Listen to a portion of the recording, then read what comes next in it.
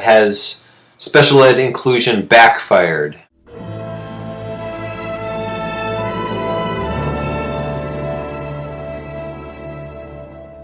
Has special ed inclusion backfired? So this website talks about has special ed inclusion backfired. I'm just going to read a little bit, then I want to comment on it, because it talks about the difference a little bit between. I think it makes that mistake of using the term mainstreaming in place of inclusion. So I want to talk about it. While talking to someone with a strong background in speech pathology.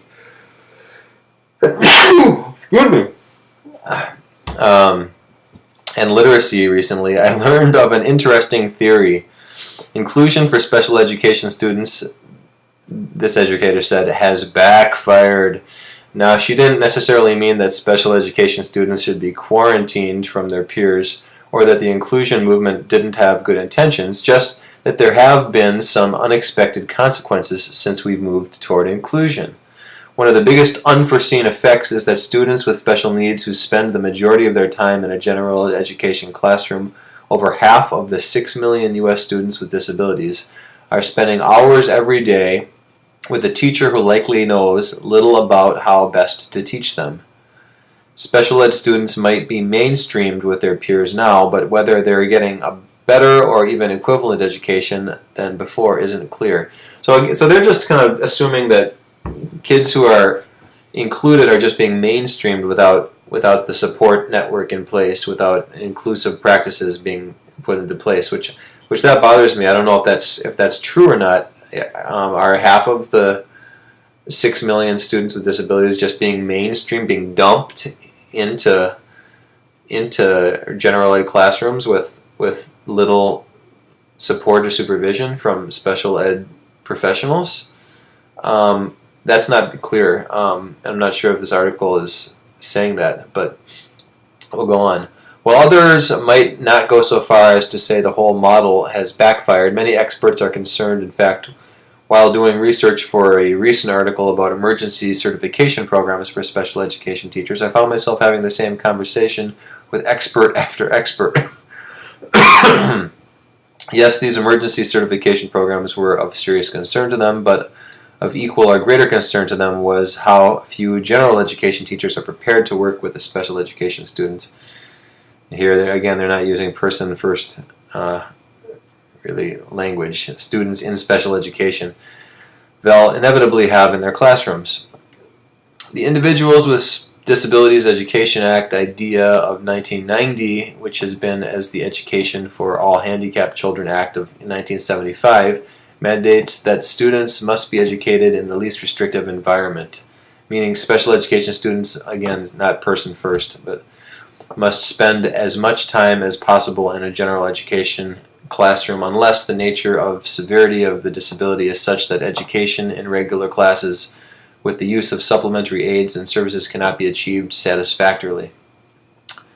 Some classrooms are led by a general education teacher, helped out by a special education teacher in a team teaching model. So is it like, again, that doesn't sound like a collaborative class.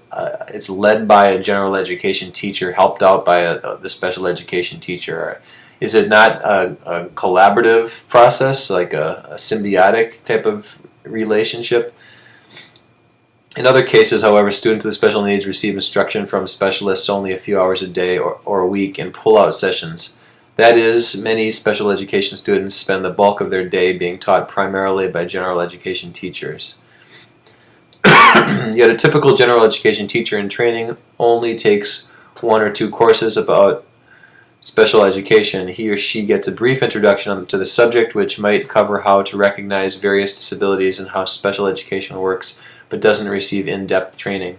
So yeah, I can see why this criticism is being placed. I mean, if you have kids with special needs being placed in a mainstream setting, a general ed setting, and they're not getting like the full support of the special education expertise, you're going to wonder, is that just kind of a dumping on the general ed teacher, or is it really going to be supportive of the kids with the special needs, let alone the rest of the kids in the classroom?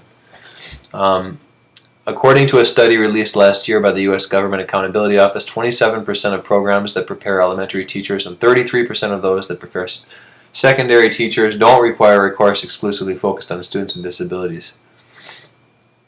And many of the schools that do require courses have added them in recent years, meaning that teachers who've been in the classrooms for a decade or more likely lack the background. So what do you guys think about this this idea of dumping kids into mainstream and just calling that is that inclusion? To me, that's not really inclusion. That's maybe like a step in the direction of inclusion, but it's not nearly enough to provide the support that's needed for the classroom, for the students with special needs, for the rights of the students, for the teachers. You're going to need best practice strategies in place where there's training for all the people involved, including like collaborative teaching and planning time and conversations about how to make for inclusive placement. That's just my thought and my opinion on the subject, and please comment, let me know your thoughts and your opinions. If you see this video, like, subscribe to Inclusion Space, and we'll talk to you soon. Thanks.